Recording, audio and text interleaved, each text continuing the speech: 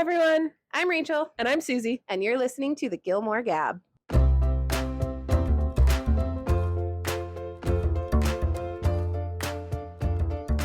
Episode 15 of the Gilmore Gab. Yep. We are going to talk about the duo ladies. Yes. Madeline and Louise from the Chilton years. Yep. And then Lucy and Olivia from the Yale year. Yeah, because it's really only season They're 7? only in like 6 or 8 episodes from what I saw when I was looking it up. So they're big episodes. They are. They're not in it a lot, but what they are in matters. And has, I feel like, more substance than the Madeline and Louise episodes. Maybe Madeline and Louise were a dry run for possibly adding a duo later. Maybe. Or maybe they're like, hey, we're missing some stuff like from when we had Madeline and Louise. Let's introduce a new duo. Yeah. But on that note, let's start with Madeline and Louise. Yes, they are Madeline and Louise. No, I love them because they are very typical teenage girls. And it's funny because they're at Chilton. Yeah. So like, even though they are at Chilton and like they are, as we have discussed in previous episodes, they somehow are keeping up academically with everyone else because they don't actually get kicked out. But they very much are not driven by academics, even though that's entirely what the school is about. And they manage to live up their teenage years to the fullest.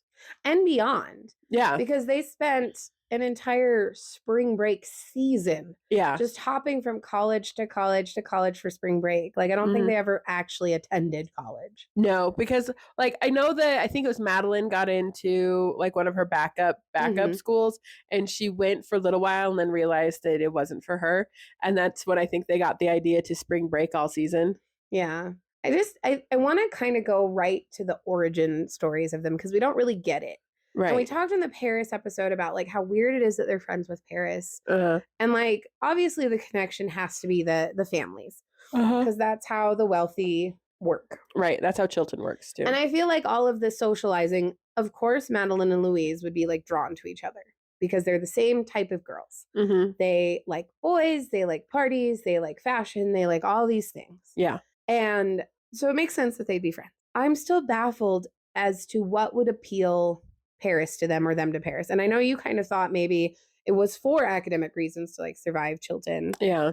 And I still stand by that. Possibly. And I could see it to a point, but like other than occasionally being like, oh, we need notes or, you know, getting on the paper or whatever, I just didn't see a lot in the show of them actually caring. Yeah. And I do feel like they could pass on their own. Like I think they came off as flighty, floozy bimbos, but they were intelligent. And they were on student council. Well, so was Paris. Yeah, but we know why Paris did it. Yeah. Why did they do it? Because like that's... It doesn't even feel like they did it for the status thing. I feel like Louise's motivation was like the prom of it all.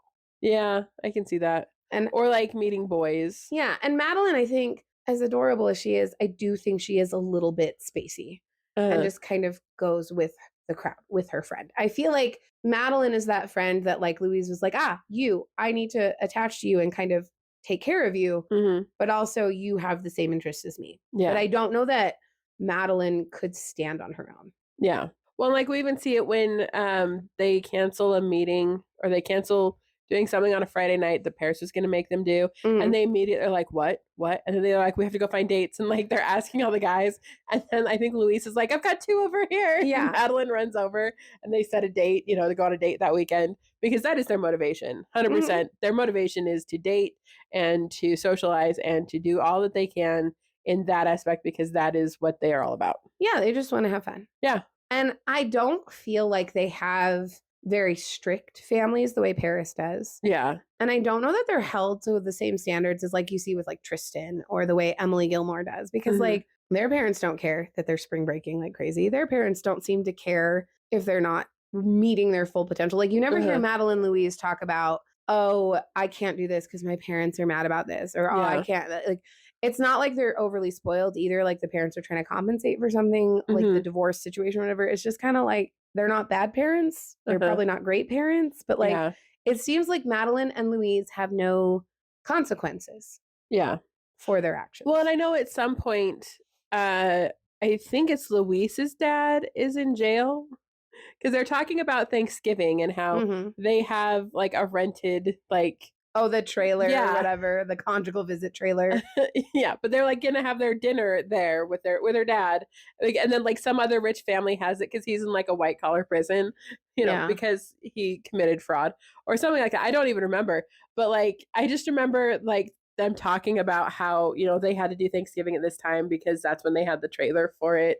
And like, I was just like, interesting. Like we don't hear a lot about their family. Well, because they don't even give off this like, I'm rebelling. Yeah. Like their behavior isn't I'm rebelling against my parents or my situation or my station. It's just I'm a teenage girl. And Like, nobody is like keeping tabs on me at all. yeah. But at the same time, the most trouble I think they've ever gotten into was when they went to the ABBA concert. Yeah. With Rory and Paris and Lorelai and Suki. And then they were like, ooh, boys, party. Yeah. With no regard for their own safety or their age. Yeah. And Lorelai, I love that moment. Like Lorelai full mom mode. Yeah. And even Rory's like not even worried. She's like, I don't really care if Madeline and Louise hate me after this because like they're not friends. Yeah. But I just, that's the most trouble I think those girls have ever gotten into. Yeah. Because even Lorelai's like, I'm going to call your parents. And they're like, ugh, they're not upset. They're not scared. They're just kind of annoyed. Yeah. And I think that's like the first time like a mom has actually like mommed them, truthfully. Yeah. Which is why they were like, wait, what is this kind of this thing? Because because Lorelai did hold them accountable. Absolutely. Because despite all of her many shortcomings as an adult, when it came to the important parentification moments, she was there. And especially like when in regards to other people's children, she's like, I owe it to their mom because I wouldn't want to be in those shoes now if something happened to you like this. Yeah. And so she's very quick to like, even with Mrs. Kim, like Lorelai she's a mom's mom and she's gonna look out for the other moms because she like expects them to look out for her too. And it's fascinating, especially in this regard, because like Madeline and Louise don't have moms that care. Yeah. But Lorelai is gonna care. Well, and I don't even think Lorelai does it out of this expectation that other moms will do it for her. I think it's just this is what she wanted from a mom. Yeah. And this is the kind of mom she wants to be. And regardless of all her issues, I think she knows what she put her mom through. Even though she has issues with her mom, she understands what that had to feel like. And I think for her, it's just she has this innate desire to be a good mom and to care. And she's not going to let Mrs. Kim wonder if Lane is safe or not. Yeah. Because she knows how she would feel if that happened to Rory. She's not going to let these absent parents of Madeline and Louise find out that their daughters have been assaulted or murdered or whatever because they went to some party. Yeah. Like she may not have been the most responsible person overall and maybe not the most responsible parent all the time, but she does take that parenting responsibility seriously. For sure. And what I find really interesting too about that dynamic is that even though they were very independent girls, Madeline and Louise, they were also very sheepily sometimes. Yeah. Like if Paris was mad at Rory, then they had to be mad at Rory. And it was funny because you could tell like Louise, she would do whatever Paris said. I don't know why. I still don't understand that relationship. Yeah. But you could tell she was like, but we still want to be your friend. And Madeline was, of course, kind of that spacey, like, oh, hi, Rory. And then it's like, we're not talking to her. Oh, we're not? Why? Remember? Oh, like, yeah. And that's just, you see that dynamic a lot in a lot of those shows then. But it's just kind of interesting to me because it's like, I think Madeline was only, quote, friends with Paris because Louise was friends with Paris. And Madeline and Louise were a package deal. Yeah. Maybe Louise's family and Paris's family were friends. I don't know, because Paris's parents were a whole mess and getting divorced. Were they? Yeah. Oh. That was part of why, like, Paris's mom didn't even realize that she was holed up in her room for, like, a week because of the Harvard thing, because her parents were getting a divorce. I missed that detail. Oh, yeah, that whole thing was, like... It's also been a hot minute since I did a rewatch. Yeah, it's also, like, why Paris was having so much extra drama for a brief period was because her parents were getting divorced. Yeah. And so they just weren't present because her mom was too busy, like, trying to take everything from her dad or something like that. As often happens in those type of situations. Yeah, so they just forgot about Paris. But again, I want to know how Paris and Louise became friends. Yeah. Like, why? They are so far opposite each other. Yeah. I don't understand how they could even become friends, much less stay friends. Yeah. Kind of want to Google it now. Why are Paris and Louise? There we go. Thank you, Google. So glad someone else asked this question already. I know there's a whole Reddit thread about it. I mean, most of it is just primarily due to their long history as childhood friends and school lifers at Chilton, creating a familiar, albeit intense, social circle. I love and appreciate Redditors that do these deep dives for us. Their friendship works because they are opposites. Paris provides academic, high-achieving structure, while they offer social, lighthearted balance. Oh no, so it's just a plot point. Okay. It's just a writer dynamic is how it comes on. Yeah. Which is funny. It's still funny to me though, because like, do they actually like make Paris more social? No. I saw something there where it talked about kind of the lack of competition on both parts. Whereas like, because Paris is so driven and academic and that's all she wants to focus on, then Madeline and Louise can kind of coast on that. Where like they join her for group projects because she's more than happy to do all the work. Yeah, that's true. But then they also have no competition from Paris when it comes to the boys. Very true also. Which is such a weird dynamic to base a friendship off of. But I mean, I don't know. I was not very social in high school, so what do I know? Yeah, I was somewhat social in high school, but not nearly in the same ballpark as them. Yeah. And I think truly, if anyone of that group was quote unquote friends with Rory, it would have been Madeline and Louise. Yeah. They tended to lean more towards being her friend, even when Paris was being a psychopath. Yeah. Versus their friendship with Paris felt very much like either parasitic. Yeah. Or just kind of like because it was mutually beneficial, not because they were actually friends. Yeah. Because did they ever hang out outside of school? No. Unless they were at Rory's house. Yeah. Or unless they were like a social, like a, because like they know who Dean is because they met him when she came out or whatever. Yeah. And then he came to their prom. Yeah. So like they knew who Dean was because when they're at the hotel for spring break, that's why they drunk dial Dean, is because they're like, hey, whatever happened to him? And Rory's like, he got married. And they're like, oh my gosh, what? And then they end up calling him, which was a stupid choice. Yeah, because she conveniently left out the part where they slept together. That was before they slept together. Oh, okay. That's actually what opened the door so that they could sleep together later. Right. Because like, it all runs together at a certain point. It does. I just remember that I was like, that's when the door opened right there, because she reached out to him and they chatted and he was like, hey, are you okay? Because you called me when you were drunk. Yeah. Well, and it's interesting too, because you bring up like the parties and the social circles. And I just remember the Chilton party that Rory decided to go to and brought Lane with her to. And Paris being like, my parents require me to be here until X amount of time, or her nanny, whoever. We hear more about Paris's nanny than we do her parents. And then as soon as the clock strikes like 10 or whatever, she's like, cool, I'm out. Yeah. You know, so she definitely didn't fit in with the Madeline and Louise dynamic. But Rory was more willing to be like, all right, I guess I'll socialize. But Rory's a more social person in general, I guess. I mean, she was willing to go to the party. I think she was pushed into it a little bit. Yeah. I think her mom was like, hey, you should probably go make friends with these people you're stuck at school with for the next 4 years. I mean, Rory in general is I would rather spend Friday night at home watching a show or reading a book than being out studying than being out socially. But she chooses to be like to go out of her house more than Paris does. I think it came from her mom being like, you need to go out of your house. Yeah. You can't be a shut-in. Yeah.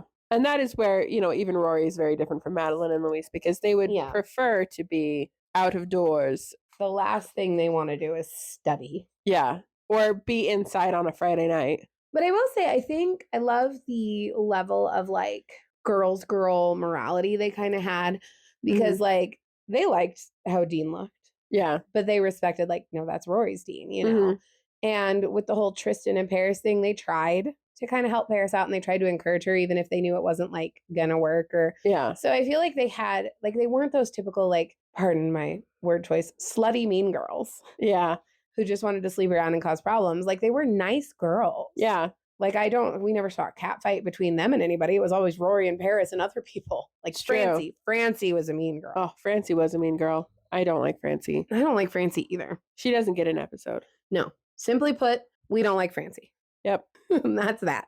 And if you're a Francie fan, I'm sorry, this podcast probably isn't for you. I mean, if you're a Francie fan, you're probably a Dean fan and a Christopher fan and a Zach fan. So we've already lost you. And if you made it this far into our podcast, welcome.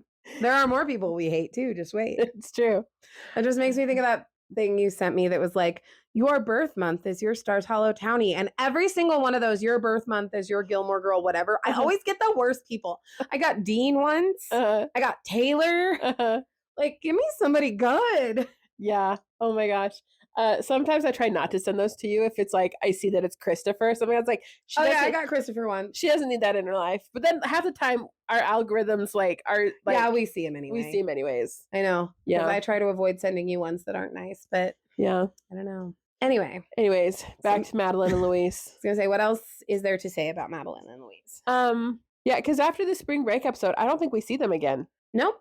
No, we do not. Because that's kind of like the last episode with them. You know, because they're living their spring life dreams. Well, and it's because we don't get a ton of Rory Paris after a certain point either. Yeah. After she goes psycho with the paper and then moves in with Doyle and stuff, and Rory's kind of doing her thing, Paris almost just becomes like a side note landing pad that we're reminded of every once in a while. Mm-hmm. But like, because they're not friends. Yeah. Yeah. And because, you know, at that point, there's enough other stuff going on. Yeah. That we don't need the Paris dynamic. But then, are we ready to segue? I mean, we've spent 16 minutes talking about Madeline and Louise. Is that enough? I don't know what else there is to say about them, truthfully. I mean, for how much they were in the show, there's just not a lot. And it's because they like just do the same thing. Yeah, and it makes me wonder because we spend the last several episodes talking about the writers, and it makes me wonder, like, what was their purpose? Yeah, was it because we needed a comedic relief against the harshness of Paris? Probably. Was it because we needed them to buffer some sort of quote unquote friendship between Paris and Rory? Mm-hmm. Like, do you think Paris and Rory would have been friends at all if Madeline and Louise hadn't been a buffer? Truthfully, I think that the Paris and Rory situation would have continued as it did. Yeah. Whether you had Madeline and Louise or not. But I think it was more palatable for us as the audience with Madeline and Louise. Like maybe they softened a little bit of Paris's rough edges to make it easier. Yeah. All right. Okay. Because like they made Chilton funny. They did. Because otherwise Chilton would have been very stuffy and boring and all of that.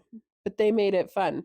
They did. I mean, I think it was Louise was doing a fashion column for the paper and Madeline was doing a gossip column or something like that. I also love the episode where they're getting their yearbooks for the senior year and like they're tearing out the page that had a picture they didn't like on it. And then what's his face? Brad is like, I'm only on that page. And they're like, oh. And I think they rip him out and give it back to him. And they're like, there you go. And he's like, thanks. Yeah, I mean, those girls, they knew exactly who they were and what they wanted. And that's impressive for a bunch of 16-year-olds. Okay, but also they were on the yearbook and paper. But they don't seem like it's just they're very interesting characters. Okay, actually, I am reminded of something, and I think this explains the newspaper, the student council, the yearbook. It's the at Chilton. You're reminded how important extracurriculars are to your college admissions. Okay, but because we had that whole thing of like Rory also needed to do volunteer work because she wasn't doing enough. She's like, but I'm on the paper and I'm on student council, but you don't do anything outside of that. Yeah. So that could have been they were just kind of.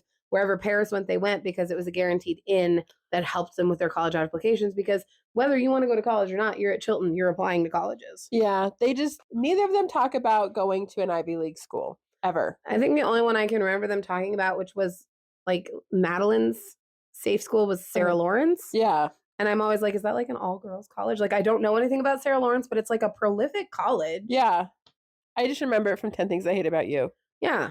She goes to Sarah Lawrence. I'm looking which again leans into the feminist girls' college because if you've seen 10 Things I Hate About You, I think it's an art school. Maybe I don't know. I'm looking at everyone's like anyone who went to Sarah Lawrence who also likes Gilmore Girls is screaming at us right now. It's a liberal arts college. Well, in Bronxville, New York, but it's like one of the more well-known ones. I feel like because that's the one that's referenced a lot.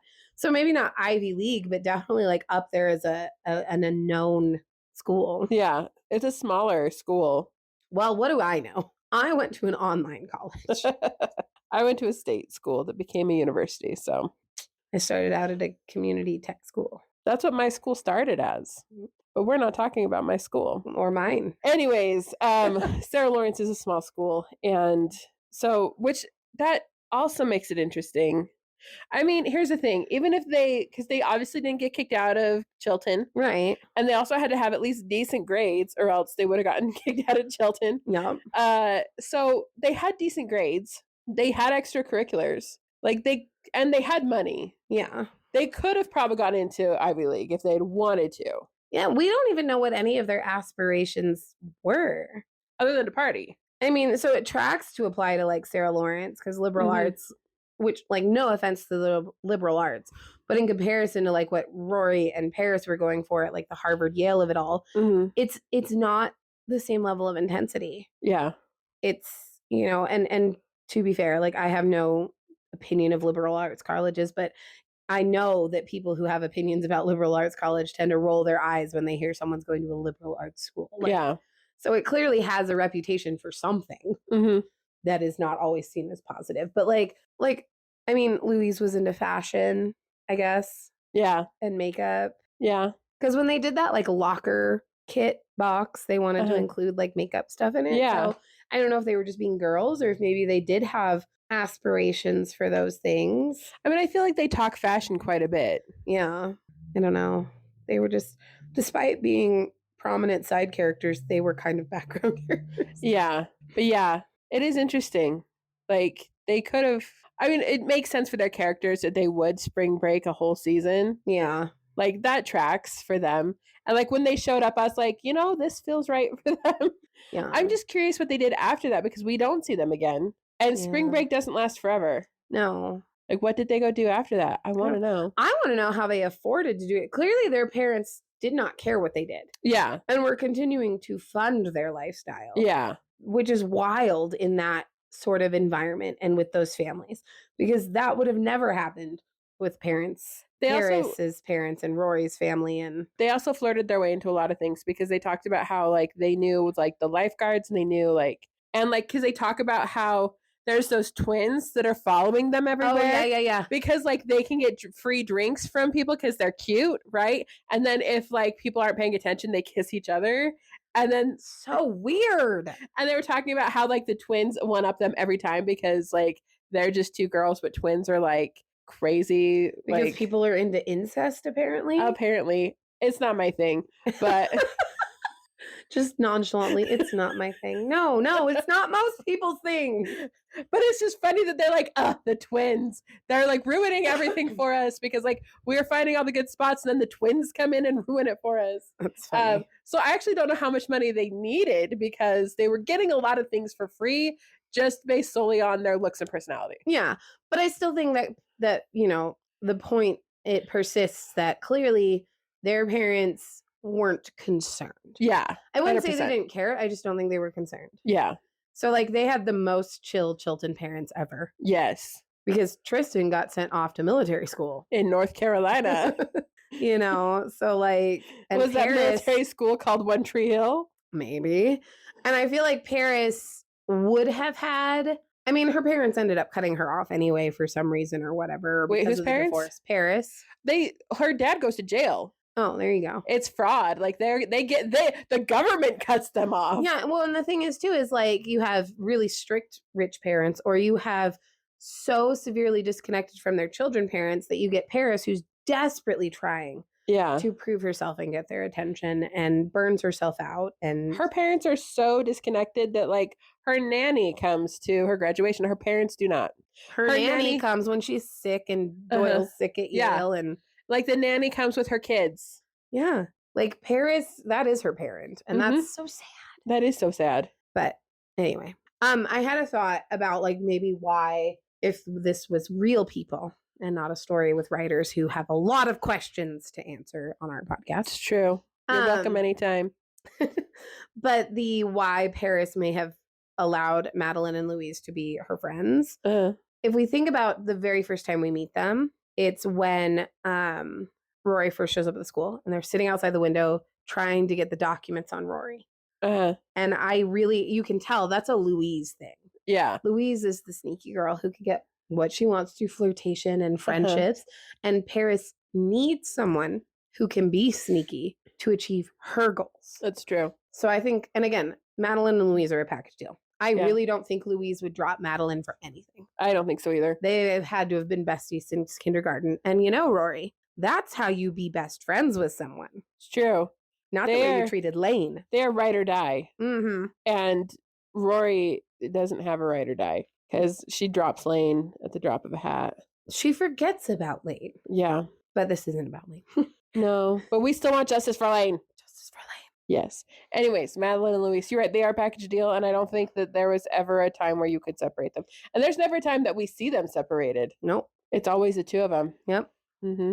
Yeah, and I think that for all of her faults, Paris recognizes potential where it is, and she probably saw potential in Louise to help her when she needs sneaky things or needs to get answers from somebody. Like Paris can't flirt with people, but Louise can. Yeah. You know, so I think Paris just saw them as a tool, a means to an end for her. And she was willing to put up with their obnoxiousness and their weird boy crazy minds if it allowed her to get what she needed in the end.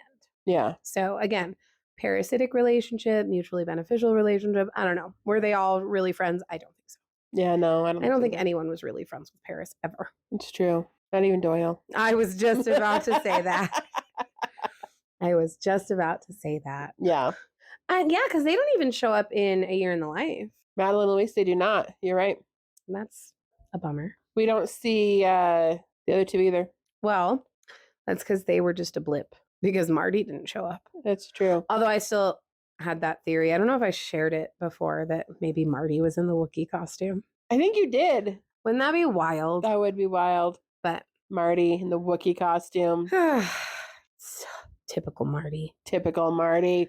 But I guess on that note, we can segue into Lucy and Olivia. Yeah. Lucy is an actress.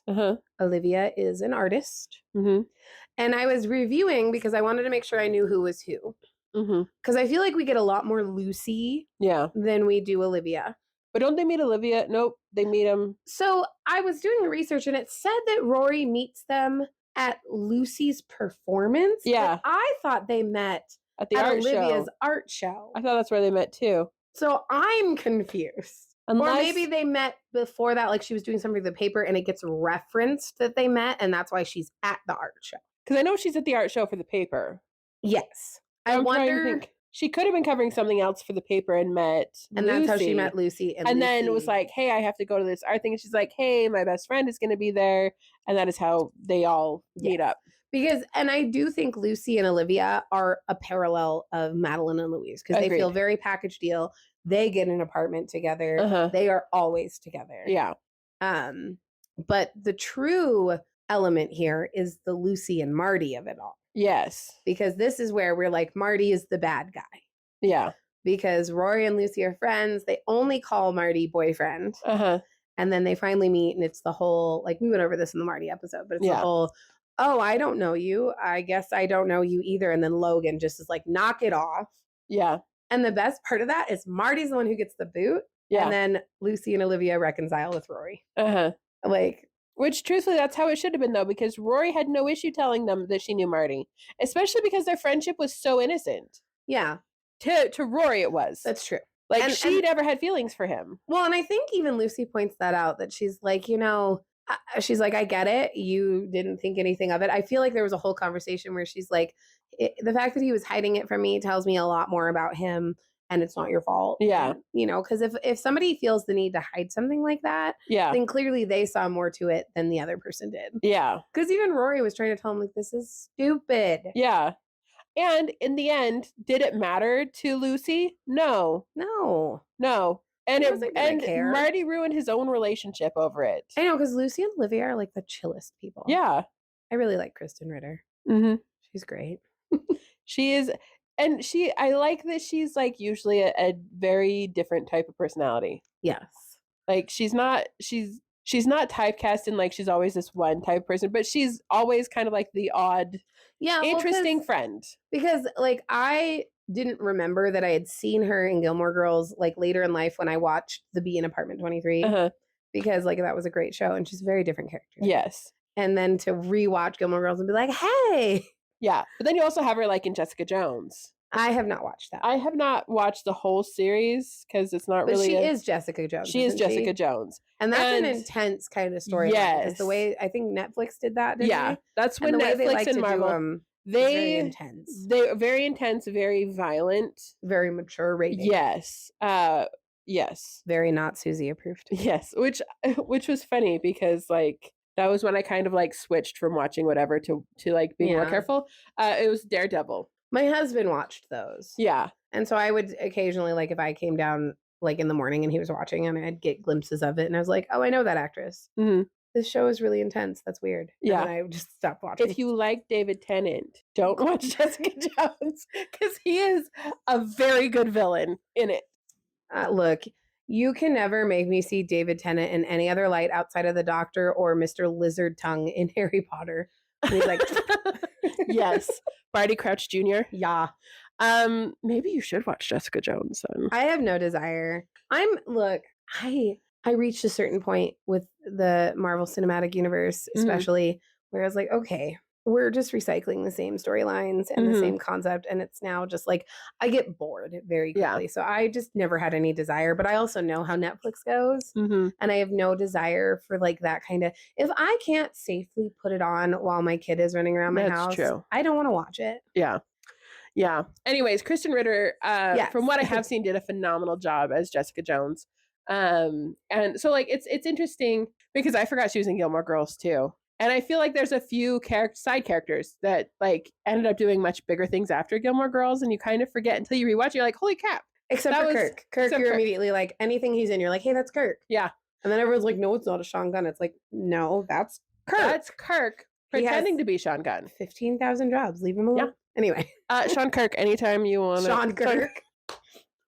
Sean Gunn as Kirk. Name now. Please come on to our podcast. We would love to have you on our podcast and talk about Kirk. Anyways, Sean Gunn, who also is in the Marvel Cinematic Universe. He is, and he's the greatest. But we're not talking about him. We're talking about Kristen Ritter. I thought she did a really good job. And I also love her character because like they don't meet Logan for a while. Yeah. Right? And I love that, like, but they're in his apartment because Rory's living with him. Yeah. And like they're like, ooh, like look at this bougie popcorn and look at this bougie everything. They're like, he's so bougie. And Rory's like, yeah, I guess, you know, because she's but he is because he's Logan. But I just love that like they tease about it, but they're not. They don't judge him. Well, and they're not like overwhelmed by the rich. Yeah. But they're also not like snooty about it either. Yeah. Like you get like the Deans and the Jesses and the Lukes of it all being like, oh, the rich people suck. Yeah. Or you get the people like Christopher who is rich, but like the way he oozes over Logan because like they can bond over things. Yeah. But with like it's Rory's normal and Lucy and Olivia are just kind of like, this is super cool. But also like whatever. Yeah. But I like that. So that like when they do meet Logan and Logan's like, these people don't deserve to be treated this way. Like they deserve to be, excuse me, for you to be honest with them. And I like that he's like, I'm not playing this dumb game. Whatever's going on here, I'm not going to be a part of it. I've known Marty for years, and also Rory and him were friends years ago. Like, I'm really sorry to like be the one that has to tell you this, but like, which just further goes back to the discussion of that. Despite the fact that Logan is a Huntsberger and he's rich, he is a nice guy. And yeah. Like, because I feel like people forget that. And I always have to make the argument like, no, Logan wasn't just another rich jerk. He was nice to Marty. He was nice to Rory's friends. Yeah. Even, I mean, with the exception of the Jess of it all, he was a nice guy. But honestly, Jess brings out the jerk in everybody. That was purely jealousy too. Because he saw Jess as competition. Which Jess saw himself as competition in that moment. Rory may not have. Well, Rory is as oblivious as the little who's on the dandelion puff that flew around. It's true. But yeah, so in general, you're right. Like Logan very much does look out for other people. And I honestly, because I was like, how long are they going to make this go that eventually it's going to come out that Marty and Rory know each other? And I was like, and Lucy doesn't deserve for people to be dishonest with her. And Rory, I don't think was intentionally trying to be harmful. It's just Rory has no backbone. Yeah. And she's a people pleaser. She didn't want to upset Marty because like she was like, oh, maybe Marty and I can be friends again. And like she just doesn't want to make things worse. But then it's like, oh, but this is my friend Lucy. And even like I think that's where Logan came from with it too, is like, you're not just hurting these people, you're hurting yourself. Yeah. Like you're hurting your own friendship with these people. And I can't sit by and watch you be somebody you're not. Yeah. And hurt yourself. But also, I think Logan, after seeing how his family is, he's like, I never want to treat people that way. Yeah. And I love that's who broke the news. Uh-huh. I love that Logan was like, this is ridiculous. Mm-hmm. And yeah, no, that was good. I love that moment. And I did like that there was that moment of like shock and like fallout. Mm-hmm. But I like that they do work it out, you Yeah. know, and that Lucy does realize that like Rory did nothing wrong in all of this and that she is still a good friend. Because I think part of also why Rory didn't tell him is she was worried that she would lose Lucy, Mm-hmm. which truthfully, girl, no, Marty needed to go. You didn't do anything. Like, you know what makes me laugh is in this entire show, it feels like Lucy and Olivia are the most mature people.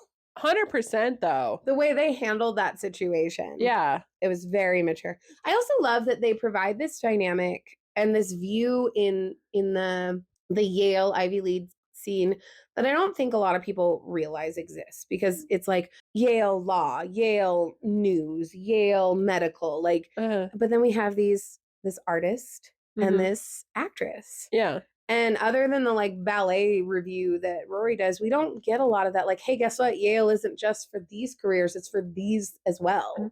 Which is funny because that is one of the things that Lorelai tells her to put on the Yale list, is that they have a really good arts program and that a lot of like famous like comedians and musicians and actors came from Yale. And she's like, you're going to get like the next, you know, famous person that's going to be there while you're there, and you're going to be able to see them early on. And so I actually really like that they do bring in the arts at the end. And I think that's important too, because I know that when I would think of like Harvard and Yale and those Ivy Leagues, it was for the really super smart people, right, who spent all their time studying and who were going for law or those like big, super, quote, intelligent and academic careers. I was going to call it a fancy degree. Fancy degree. I'm just trying to say it in a way that doesn't make it sound like I'm Timothée Chalamet pooping on the arts. Such a relevant poll right now. I love that.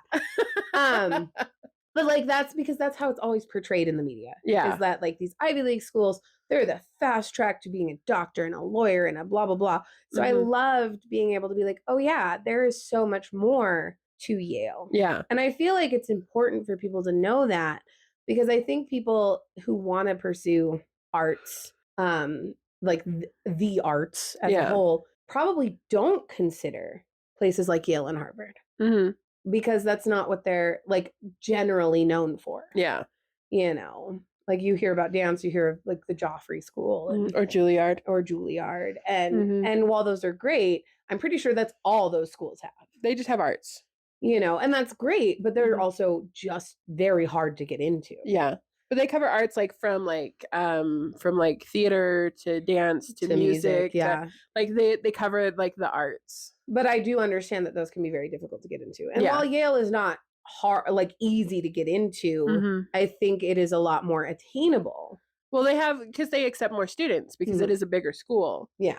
So well, now they accept students who don't need to run to their grandparents to pay for Yale. Yes. They will help you out. Yeah. And I like that. I like that we're shifting focus from being like, Ivy Leagues are only for the 4.0 rich kids, blah, blah, blah, blah. And it's like, no, these schools are open to everyone. Yeah. So yeah, I loved having, even though there were only like 6 or 8 episodes of them, you got to see, one, the first friends Rory has ever made independently. It's true. Like, they weren't automatically her friends because of Paris. They weren't friends because of Logan. These were her own friends that she made by herself. Yeah. She still treated them like crap. Yeah, she did. It's because she's just a dumpster fire of a person. She's just very self-centered. Yeah. But I mean, when you grow up in a home where you are the center of attention. Yeah. Because your mother was young and kind of living through you, but also trying to be better and da-da-da-da. Like, sometimes I worry if I'm going to be creating that in my child, because she is my favorite person and she is my only child. But I also am kind of like not a 16-year-old mom trying to prove something while taking care of my child. I am 36 and well on my way to what I want. Yeah. So, but yeah, it was nice to see Rory make friends on her own. Yeah. So. And they were a lot of fun for the show. They were. It was a nice light moment in between all the drama. Yeah. Very true. Very true. And they had to keep interjecting Paris on us. It's true. Because Paris is such an important part of the show. She's not. She's really not. It feels like she's just there to cause conflict when there's not a boy to cause conflict in Rory's life. I mean, that tracks. Oh, this isn't even like an episode where we can be like one good thing, one bad thing, because like there's like Madeline and Louise just are. Yeah. There's nothing really bad about them. There's nothing inherently overtly good about them. They're just there. They're cute. They're a fun part of the show. I didn't hate them. I didn't love them. Yeah. Of the two, I guess, of Madeline or Louise, who was your favorite if you had to pick one? Madeline. Yeah, same. Louise bugged me. Well, I just love I loved her airheadedness of like when she'd be like, wait, what? She was so sweet and innocent. Yeah. And Louise, I think if she didn't have Madeline to temper her, she could have very easily turned into like a Regina George mean girl. Yes. So I think it was good to have Madeline there to kind of like keep her grounded. Yeah. All right. And then of Lucy and Olivia. Here's the thing. We talked a lot about Lucy and we didn't really talk about Olivia. That's because I don't feel like Olivia was as present. It's true. Well, because, Lucy was dating Marty. And so that was like the big draw there. But I like Olivia a lot. And I liked like her because she's an artist, right? And like there's like the art piece is just trash. And she's like, no, it's just, and at first she's like, that's my piece. And she's like, everybody's like, oh, and she's like, just kidding. It's just trash. Like, yeah, I love the kind of like humor and in a nice way. Yeah. She wasn't mean about it. And I do feel like Olivia didn't get enough of the spotlight because of the Lucy Marty of it all. Like I like Kristen Ritter and I like Lucy, but you can definitely get the vibe that Lucy being an actress is kind of an attention hog. And it felt like Olivia was just kind of there. Yeah. I will be completely honest with you. I feel like their friendship was a little bit more than friendship. Could have been. Very easily. It wouldn't surprise me if it went that way after the Marty of it all. It's true. Marty was out. They were still roommates. Yeah. But I love arty people. Like I've never been a theater kid and I've never really known a lot of like kids who were super into acting and theater growing up. But I loved the arts. I was an artsy kid myself. I love people that are just that comfortable with being quirky and creative. And so I really like Olivia. Yeah. Over Lucy. I like Olivia too. Well, look at us agreeing. What? We never agree on this podcast. We're always fighting. Always. Just kidding. They know. It's true. If you're tuning into this as your first episode, you're lost. Maybe go back and listen. Go find episode 1. It's true. Yeah. I mean, I think that's a pretty good summation of some very like really limited side characters. We focus so much on a lot of like the big main characters. Yeah. And I think we're starting to segue into the lesser known characters that are still main characters to a point. Not these girls, but like like the fact that we jump to them instead of talking about like Suki is interesting. Yeah. I mean, I feel like we're gonna do all the townspeople together, though. Oh, you think all of the townspeople one episode? No. No. I thought you meant. You mean like we're gonna do a? Okay, gotcha. Like we did Paris, and then it made sense to do Madeline and Louise. It did, and then I figured we'd go back to Stars Hollow and do like Suki and Jackson. Well, let me look. Let me look because we actually mapped out episodes for a while. Listen, I just roll up here. Actually, I just sit at home and you roll up to my house and you just tell me what we're recording. Actually, we're going to talk about Doyle next. Oh, yeah, we do need to talk about Doyle. We haven't talked about Suki yet. No, we haven't. I think what happened was we did the Rory boys and then we just continued down the Rory conversation. Yeah, so now we got to go back to Stars Hollow. So then if you have an opinion about who you want us to talk about first, let us know. Leave a comment. Lots of them. Also, subscribe on Substack and get exclusive access to exclusive things that we will make when we actually have subscribers. Yeah. It's as much as a cup of coffee. Less than a cup of coffee. I mean, unless you're just getting plain black drip coffee. I don't actually know how much coffee costs. The things I buy at Dutch Bro are like coffee adjacent at this point. I don't even buy soda. I drink water. I'm the most boring drinker ever. Boring. I drink boring things. I only drink water. You're a hydrated lady. I did, however, and you will appreciate this. You can cut this out if you don't want to. You also just drank something from Chick-fil-A. That wasn't water. Oh, that was a milkshake. You drink ice cream. Got it. Anyways, did you know that 7-Up has a Shirley Temple soda? Is it not just cherry 7-Up? It's Shirley Temple specifically. I have a can in my fridge. If you want, before you leave tonight, we can try it together. I am shooketh. I am shooketh. I specifically took a can home because I knew you were coming over to record this. Oh, I feel so loved. And I was like, Shirley Temple, I want to try that. But you know who else would want to try that? Rachel. Yes. It is sugar-free. It's like 0 sugar, but... Ew. I don't know. But I wasn't buying it. It was from a friend. Well, we'll see. Yeah. We'll see what the zero sugar does. Anyway, this is all going to get out, I'm sure. But and I'm like, this doesn't need to be in the episode, but I wanted to tell you while I was thinking I about appreciate it. Okay. Well, I think that's that on those. Yeah. We kind of like combined Stars Hollow and Yale. So. If you have any comments or any feelings about any of them, drop them in the comments and we will be happy to discuss with you there. I mean, we're happy to discuss pretty much anything Gilmore Girls related. It's true. We are around. We are all the places. It's true. Substack, Instagram, YouTube, TikTok, Spotify, Apple. Are we on Facebook? No. We're not on Facebook. So I mean, I could put it on my author page, but let's be honest. It's Facebook. Every once in a while I promote us on there, but so if you're on Facebook and only Facebook, you might get find your friend on Instagram to leave us a comment. We have a website. It is, I believe, thegilmoregab.substack.com. Yeah, you can find us there. So, but I mean, or just Google the Gilmore Gab and you will find us. Yeah. All right. Well, now that we're done plugging ourselves, we are going to unplug and go to bed to recharge. And we will talk to you guys next time. Have a great night. Bye. The Gilmore Gab is created and produced by Rachal Soozee and Susie Carmichael. Music by Kevin MacLeod. Follow us on Instagram at Gilmore Gab Podcast and sign up for our newsletter on Substack. You can also subscribe to our paid Substack for early access to new episodes and exclusive content.